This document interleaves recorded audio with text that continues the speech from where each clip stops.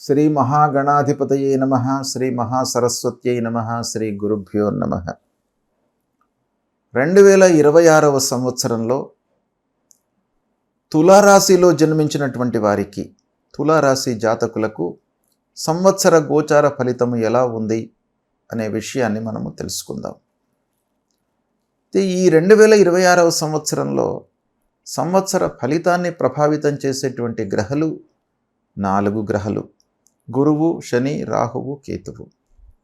ఈ గ్రహాల యొక్క సంచారం ఎలా ఉంది అనే విషయాన్ని మనం చూసినట్టయితే, సంవత్సరం ప్రారంభం నుండి 1 జూన్ 2026 వరకు మిథున రాశిలో సంచరిస్తున్నాడు గురువు. 1 జూన్ 2026 నుండి 31 అక్టోబర్ 2026 వరకు కర్కాటక రాశిలో సంచరిస్తున్నాడు. 31 అక్టోబర్ 2026 నుండి 24 జనవరి 2027 వరకు సింహరాశిలో సంచరిస్తున్నాడు. ఈ విధంగా 3 రాశులలో గురువు సంచరిస్తున్నాడు ఈ 2026వ సంవత్సరంలో. రాశిత్రయ సంచారం మూలకంగా ఇండివిజువల్ జాతకులకు కొంత మంచి ఫలితాలు ఉంటాయి.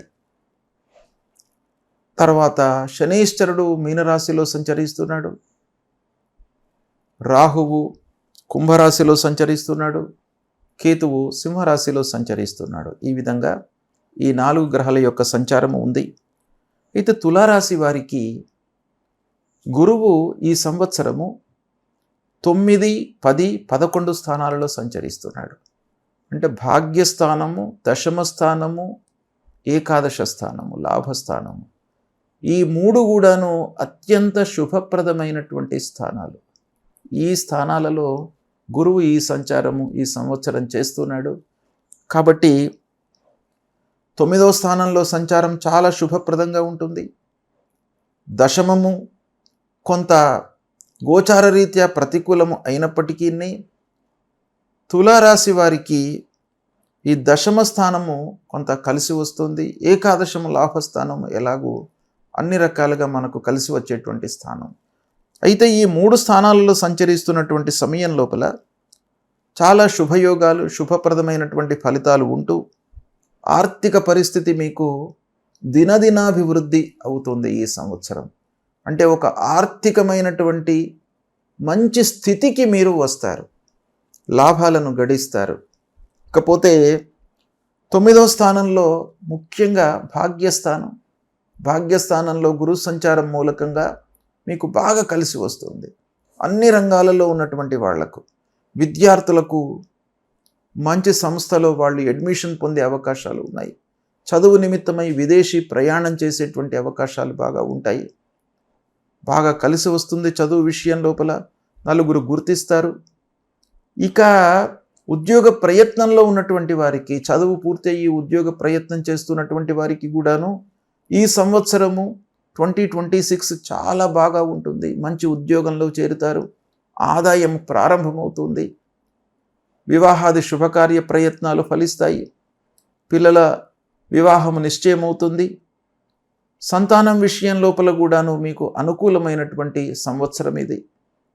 ప్రారంభించినటువంటి పనులు సకాలంలో పూర్తి చేస్తారు. అన్ని రకాలుగా కలిసి వస్తుంది. ఈ తులారాశిలో జన్మించినటువంటి స్త్రీలకు కూడాను ఈ గురువు యొక్క సంచారం మూలకంగా చాలా సంతృప్తికరమైనటువంటి జీవనాన్ని గడుపుతారు స్త్రీలు కూడాను ఈ సంవత్సరము. ఇకపోతే 6వ స్థానంలో శని సంచారము ఉంది ఈ సంవత్సరము. ఇది కూడాను శుభప్రదమైనటువంటి సంచారము, బాగా కలిసి వస్తుంది. శత్రువులపై మీరు విజయాన్ని సాధిస్తారు. అందరూ కూడాను మీకు సహాయ సహకారాలు చేస్తారు. చిన్ననాటి మిత్రులు, బంధువులు, స్నేహితులు అందరి యొక్క సహాయ సహకారాలు మీకు బాగా అందుతాయి.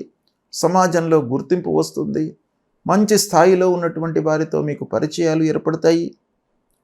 ఇక అనారోగ్య సమస్యలు పూర్వము ఉన్నటువంటివి అన్నీ కూడాను మీరు ఈ సంవత్సరం అధిగమిస్తారు. ఆరోగ్యంగా ఉంటారు ఈ సంవత్సరము. కష్టానికి తగినటువంటి ప్రతిఫలము బాగా కనబడుతుంది ఈ సంవత్సరము. అన్ని రంగాలలో ఉన్నటువంటి వాళ్లకు, మీడియా రంగంలో ఉన్నటువంటి వారికి, సాఫ్ట్వేర్ రంగంలో ఉన్నటువంటి వారికి, బ్యాంకింగ్ సెక్టార్లో ఉన్నటువంటి వారికి, మార్కెటింగ్ ఫీల్డ్లో ఉన్నటువంటి వారికి, క్రయ విక్రయాలు చేస్తున్నటువంటి వారికి, స్టాక్ మార్కెట్లో ఇన్వెస్ట్మెంట్ చేస్తున్నటువంటి వాళ్లకు అందరికీ కూడాను ఈ సంవత్సరము చాలా అనుకూలంగా ఉంటుంది తులారాశిలో జన్మించినటువంటి వారికి. కాకపోతే రాహువు పంచమ స్థానంలో ఉన్నాడు. రాహువు యొక్క గోచారము కొంత ప్రతికూలంగా ఉంది. అయితే ఈ రాహువు ప్రధానంగా 5వ స్థానంలో ఉన్నటువంటి వాళ్లకు, యువత ప్రేమికులకు కొంత ఇబ్బందికరమైనటువంటి వాతావరణము ఉండే అవకాశాలు ఉంటాయి. కాబట్టి వాళ్ళు కొంత జాగ్రత్తగా నిర్ణయాలు తీసుకున్నట్టయితే శుభ ఫలితాలను పొందుతారు వాళ్ళు కూడాను. కొన్ని విషయాలలో జాగ్రత్త వహించండి. చదువుకునే విద్యార్థులకు ఎలాగూ మంచి సమయం ఉంది. అయినప్పటికీ మీరు ఏకాగ్రతతో ఉన్నట్టయితే ఇంకా మీరు మంచి స్థాయిలో రాణించేటువంటి అవకాశం బాగా కనబడుతుంది. ఇక కేతువు తులారాశి వారికి ఏకాదశ స్థానంలో సంచరిస్తున్నాడు. లాభస్థానం, చాలా అనుకూలమైనటువంటి స్థానం. ఏకాదశ స్థానంలో కేతువు మూలకంగా వ్యాపారస్తులకు చేతిలో ఉన్న వ్యాపారమే కాకుండా కొత్త వ్యాపారాన్ని ప్రారంభించేటువంటి అవకాశాలు బాగా కనబడుతున్నాయి. అందులో లాభాలను మీరు ఆర్జిస్తారు. ఇక రియల్ ఎస్టేట్ రంగంలో ఉన్నటువంటి వారు కొత్త ప్రాజెక్టులను ప్రారంభించే అవకాశాలు ఉన్నాయి. అంతకుముందు ఫేస్ చేసినటువంటి ప్రాబ్లమ్స్ అన్నీ కూడాను దూరమవుతాయి. మీరు ఈ సంవత్సరము అనుకున్నవి అన్నీ కూడాను తీరేటువంటి అవకాశాలు బాగా కనబడుతున్నాయి. తులారాశి వారికి ఈ 2026వ సంవత్సరము బాగా కలిసి వస్తుంది. దీన్ని సద్వినియోగపరుచుకున్నట్టయితే మీరు అద్భుతమైనటువంటి ఫలితాలను ఈ సంవత్సరము చవి చూడబోతున్నారు. మీకు బాగా అనుకూలంగా ఉంటుంది ఈ సంవత్సరము. ఈ గ్రహస్థితిని మనం దృష్టిలో పెట్టుకున్నట్టయితే సంపూర్ణంగా మీకు ఒక 80% శుభ ఫలితాలు కలిగే అవకాశాలు ఉన్నాయి. 80% శుభ ఫలితాలు ఈ తులారాశి జాతకులకు ఈ సంవత్సరం కనబడుతుంది. ఒక్క రాహు మినాయించి అన్ని గ్రహాలు కూడాను మీకు అనుకూలంగా ఉన్నాయి. కాబట్టి దీన్ని సద్వినియోగపరుచుకున్నట్టయితే మీరు భవిష్యత్తు లోపల ఒక మంచి స్థితికి రావడానికి ఈ సంవత్సరము, ఈ 2026వ సంవత్సరము మీకు బాగా ఉపయోగపడుతుంది తులారాశి వారికి. కనుక దీన్ని మీరు సద్వినియోగపరుచుకోండి. ఇక ఈ సంవత్సరము తులారాశి వారికి ముఖ్యంగా ఏ గ్రహాలు ప్రతికూలంగా ఉన్నాయి అనేటువంటి విషయాన్ని మనం చూసినట్టయితే,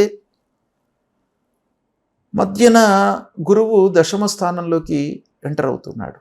దశమ స్థానంలో ఉన్నటువంటి గురువు హాని చెయ్యడు. అయినప్పటికీ ఆ గురువు యొక్క అనుగ్రహం కొరకై సద్గురువులను సందర్శించుకోండి. గురువుకు సంబంధించినటువంటి మూలమంత్రము దేవానాంచ ఋషీణాంచ గురుంకాంచన సన్నిభం వందనీయం త్రిలోకానాం తం నమామి బృహస్పతిం అనేటువంటి మూలమంత్రాన్ని ప్రతినిత్యం కూడాను చదువుకోండి. రాహువు పంచమ స్థానంలో ఉన్నాడు. కాబట్టి రాహువు ప్రీత్యర్థమై రాహువు మూలమంత్రాన్ని ప్రతినిత్యం కూడాను చదువుకోండి. అర్ధకాయం మహావీర్యం చంద్రాదిత్య విమర్ధనం సింహికా గర్భసంభూతం తం రాహుం ప్రణమామ్యహం అనేటువంటి మూలమంత్రాన్ని ప్రతినిత్యం కూడాను చదవండి. అమ్మవారి దేవాలయానికి వెళ్ళండి. అమ్మవారి యొక్క అనుగ్రహం మూలకంగా మీకు ఈ రాహు దోషం పోతుంది. రాహు మూలకంగా కలిగేటువంటి దుష్ప్రభావం దూరం అవుతుంది. అమ్మవారి దేవాలయానికి వెళ్ళి ఏకాగ్రతతో నిశ్చలమైనటువంటి మనస్సుతో అమ్మవారికి నమస్కారం చేస్తూ దుర్గే స్మృత హరతి భీతిమశేష జంతోహో స్వస్థై స్మృత మతిమతీవ శుభాం దదాసి దారిద్ర్య దుఃఖ భయహారిణికా త్వదన్య సర్వోపకారకరణాయ సదార్ద్రచిత్త అనేటువంటి ఈ మంత్రాన్ని మీరు ప్రాక్టీస్ చేసి అమ్మవారి ముందు నిలబడి నమస్కారం చేసుకోండి. మీకు అమ్మవారి అనుగ్రహం మూలకంగా ఈ సంవత్సరము 100% మీకు శుభ ఫలితాలు కలుగుతాయి. దీన్ని మీరు సద్వినియోగపరచుకోండి. శుభం.